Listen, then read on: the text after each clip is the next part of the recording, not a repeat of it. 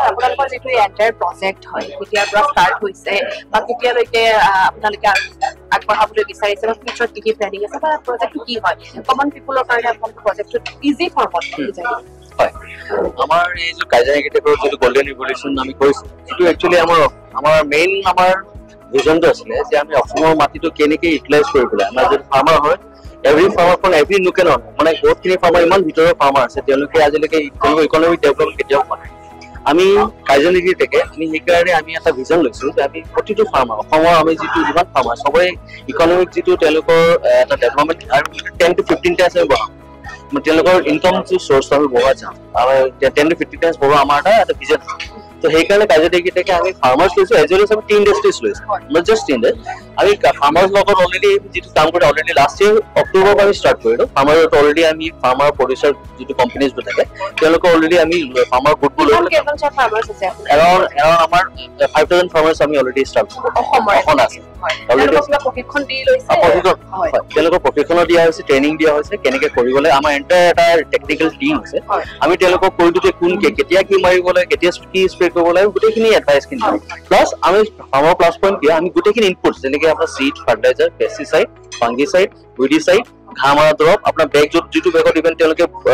গুটি ঘূৰাই সেইটো আমি বেগ গুটি চাপ্লাই কৰোঁ আমাৰ খালি তেওঁলোকৰ মাটিটো আমালৈ মানে মাটিটো আমাক দিব লাগে সেই মাটিটোত আমি এগ্ৰিমেণ্ট কৰিলোঁ MOU এটা চাইন কৰোঁ বাইবেক এগ্ৰিমেণ্ট থাকে সেইটোত আমি সেইটো যেতিয়া এগ্ৰিমেণ্ট চাইন হৈ গ'ল তাৰ পৰা আমাৰ গোটেইখিনি এডভাইচ দিম প্লাছ তেওঁলোকে ফাৰ্মাৰ কোনো বিকিব যাব নালাগে আমি যিহেতু আমি এগ্ৰিমেণ্ট MOU চাইন কৰা আছে তেওঁলোকৰ গোটেইখিনি বস্তু আমিয়ে লৈ যাম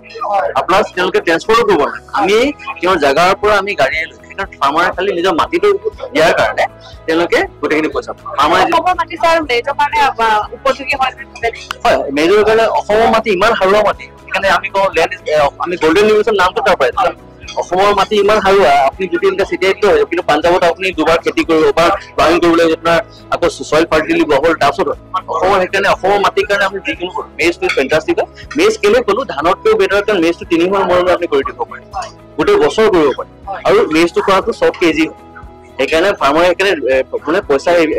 আৰ্নিংটো বহুত বেছি হয় সেইকাৰণে যিটো ছাৰ ফাণ্ড হয় যিটো বাজেট হয় আপোনালোকে চৰকাৰৰ তলৰ পৰা কিবা তেনেকুৱা ধৰণৰ সুবিধা বা এগ্ৰিকালচাৰ ইউনিভাৰ্চিটি হওক বা এগ্ৰিকালচাৰ ডিপাৰ্টমেণ্ট হওক তেওঁলোকৰ পৰা কিবা সুবিধা পাইছে নেকি আপোনালোকৰ যিটো পইচা হয় সেই পইচাটো আপোনালোকে ফাণ্ডটো ক'ৰ পৰা হয় এইটো একচুৱেলি আমাৰ প্ৰথম যিটো টেকনিকেল এডভাইচ আমাৰ এগ্ৰিকালচাৰ ইউনিভাৰ্চিটি প্লাছ IIMR যিটো এটা বেছ ৰিচাৰ্চ আমি তেওঁলোকৰ পৰা লৈছোঁ বাট এতিয়ালৈকে আমি এতিয়ালৈকে ফিনান্সিয়েল এছিষ্টেঞ্চ তাৰ পৰা লোৱা নাই এতিয়া আমাৰ কি হ'ল আমাৰ যিখিনি আমাৰ মেজখিনি উলিয়াই আমাৰ নিজৰ আৰু ফেক্টৰীজ আছে য'ত আমি ইথানল প্ৰডাকশ্যন কৰোঁ আৰু সেই যিটো ফেক্টৰী আছে তেওঁলোকৰ আকৌ টাই আপ আছে আপোনাৰ যিবোৰ অইল কোম্পানী আছে যেনেকৈ BPCL NRLG আছে তেওঁলোকক লাগে ইথানল লাগে আপুনি যদি পেট্ৰল যদি যায় আপুনি দেখিব 10% ইথানল ইন পেট্ৰল তো সেই তেওঁলোকৰ ইথানল লাগে সেই ইথানলটো আমি দিছোঁ তেওঁলোকে যেনেকৈ আমাৰ লগত বাইবেক এগ্ৰিমেণ্ট কৰিছে সেই যিটো পইচা পাওঁ সেই পইচাটোৱে আমি ফাৰ্মাৰ্ছত দিওঁ তো ইজ এ এণ্টায়াৰ চাৰ্কল তো সেইকাৰণে ফাৰ্মাৰ্ছৰ পইচাৰ কথা চিন্তা নাথাকে যিমান মাটি আগতে ফাৰ্মাৰে ধৰক আপোনাৰ চিম্পল কথা আমাৰ অসমৰ মানুহৰ মাটি বহুত আছে কিন্তু ভয় কৰে অসমৰ মানুহ ধৰক আপোনাৰ আছে 100 বিঘা কিন্তু আপুনি খেতি কৰিব অকল 10 বিঘা কাৰণ আপুনি যেতিয়া 10 বিঘা মাটিটোৱে আপুনি বিকিব পাৰে ইমান দূৰ বজাৰলৈ গ'লে হয়তো ভাবে যে মই বিকিব পাৰিম কিন্তু আপুনি 100 বিঘা একেলগে প্ৰডিউচ লৈ পেলাই আপুনি ট্ৰাকত লৈ যাব কোনো বায়াৰ নাই আমাৰ প্ৰব্লেমটো আমাৰ বায়াৰ আৰু প্ৰডিউচাৰ প্ৰব্লেম সেইকাৰণে 100 বিঘা মাটি যদিও আছে মানুহ ইউটিলাইজ কৰিব পাৰে ইয়াত কি হয় আমি যিটো আপোনাৰ পাহাৰত গ'ল আমাৰ লগত মেজ কাল্টিভেশ্যন কৰোঁ আপুনি 100 বিঘাটো আমাক দি দিব 100 বিঘাৰ আমি এগ্ৰিমেণ্ট চাইন কৰিলোঁ 100 বিঘাৰ গোটেই প্ৰডিউচটো পাই গ'ল সেইকাৰণে কি হ'ল তেওঁ দেখা দেখি কি হ'ল তেওঁ 90 বিঘা তেওঁ এক্সট্ৰা ইনকাম হ'ল সেইকাৰণে তেওঁ লাইভলিহুড পইচা হৈ গ'ল আমি ফিক্স গেৰেণ্টি পইচাটো পাব চবৰে ভাল গোটেই এণ্টায়াৰ ভিতৰৰ চহৰ এৰিয়া মানুহ চবৰে ভাল হৈছে এইটো আমাৰ প্ৰজেক্টটোৰ জৰিয়তে যিসমূহ কিছুমান নিবনুৱা সমস্যা আপোনালোকে জড়িত কৰাইছে কাৰণ এটা কথা প্ৰথম বস্তু হ'ল যে ফাৰ্মাৰক আমি খৰচ কৰিবই দিয়ে ফাৰ্মাৰ খালি প্ৰথম মাটিটো বাকী যিখিনি গুটি লাগিব আপোনাৰ ফাৰ্টিলাইজাৰ লাগিব ফাংগিচাইড লাগিব আপোনাৰ ঘাঁহ মৰা দৰৱ লাগিব বস্তা লাগিব এভৰিথিং আমি প্ৰভাইড কৰিম ফাৰ্মাৰ খৰচাই এই প্লাছ যিটো ফেঞ্চিঙৰ পইচাটো আমি দিওঁ যেতিয়া যে গৰু ছাগলী সোমাই নাযায় আমি এইটো দিছোঁ শাৰীৰিক পৰিশ্ৰম কিন্তু এইটো পইচাটো সেইটো 4 মাহৰ ভিতৰত পাই যায় সেইটো 1 বছৰৰ ভিতৰত পাব লাগে 4 মাহৰ ভিতৰত পইচাটো পালে তেওঁ পইচাটো ভালেমান পইচা পায় ধৰক আপোনাৰ আমি ধৰক হেক্টৰ বুলি কয় আমি 1 হেক্টৰত আমি 7.5 বিঘা দিওঁ 7.5 বিঘা 1 হেক্টৰ হয় তাত তাৰমানে ফাৰ্মাৰ এজনে 1.5 লাখ পৰা 2 লাখ টকা পাৰ হেক্টৰ পায় মানে 7.5 বিঘা 1.5 লাখ পৰা 2 লাখ য'ত তেওঁলোকে য'ত ফাৰ্মাৰে নৰ্মেলি যদি আপুনি 7.5 বিঘা আপুনি খেতি কৰে আপুনি খুব বেছি 30,000 বা 40,000 টকাই ইয়াত আপুনি 5 টাইমছ বেছি পইচা উইথ guaranteed আপোনাৰ এনি আছে যে এছুৰেঞ্চ আছে যে আমি কিনিম প্লাছ আমি চব সেইকাৰণে ফাৰ্মাৰ কাৰণে উইন চিটুৱেশ্যন প্লাছ আমাৰ কাৰণেও ভাল প্লাছ অসমৰ মানে এভৰি ফাৰ্মাৰ আপোনাৰ চুকে কোনে চব ফাৰ্মাৰ নিজৰ মাটি ইউটিলাইজ কৰিব আৰু বেছি যিহেতু পইচা আহে ইনকাম জেনেৰেট কৰিব every livelihood will come It's a combination of three things. One is there's an energy, there's a maize agriculture produce, and third is a tea garden, and fourth is a startup culture. So these are four aspects which we are trying to do in this project. Energy, when I say, it's like ethanol oil, so this will be added in petrol and diesel. So that's a great initiative done by Nitin Gadkari. So they have got a factory in Assam. They are putting it's a capital intensive, with huge investments. So to feed that we need maize.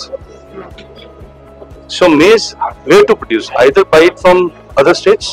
or produce it in this state. So we thought of producing this maize in the tea gardens, which has ample land space and the ample workforce. So you are utilizing your resources in a better manner. So tea garden sustainability increases. Third is startup ecosystem improves in Assam, because in Northeast startup ecosystem is not existing. So girl like Nishtha Jalan is doing great thing. They are doing in agriculture. So these aspects are in this project. Already sir start हो गया Yes, cultivation is started in आप सब में कौन सा बागान में Kodalgiri में Chandana tea estate. The cultivation yes, है already started हो गया. Hi, I'm Nishtha Jalan from Kaizen Agritech. So basically this started as a target of 50 bigas and now we are doing almost 6,000 bigas. So we started this research last year when we got to know that there is such a big quantity demand for maize, and Assam is unable to fulfill it, and the industrialists have to order the maize from outside. So it will be a huge loss of economy, almost 1,300 crores. So that is how this initiative started. We started with we have a technical team of agri graduates. They help us. We help all the farmers from seed to seed. So right from supplying them the seed, we give them the training, the fertilizers, and all the other inputs, and we get the trucks delivery from the doorstep. So basically right from the time you sow the seed, your product is already sold. So this is the advantage the farmers are going to get, because earlier what was happening, farmers do not have a direct link to the market. So basically we are trying to link the farmers directly to the market, so that they also have a guarantee of selling their output. So I think that is the USP that we are providing. Other than that, we are giving them scientific techniques for production. We also advise them on using very minimal fertilizers, pesticides, because in the long run what happens, the quality of the soil is degraded. So because of which in the you may be knowing that in Punjab, Haryana, in a lot of places the quality of soil has become very bad, and they have to use more fertilizers. So in Assam, luckily we have untouched soil. We can still adopt these practices early on and improve the quality of our soil. Government की तरफ से कुछ मतलब ये पैसा या capital कुछ मिला है क्या? No, we don't have any capital from the government. Obviously, we are in touch with a few nodal agencies, the ones that manage the FPCs. So basically, we are directly working with FPCs. So if there is any issue, obviously they help us, but there is no funding from the government.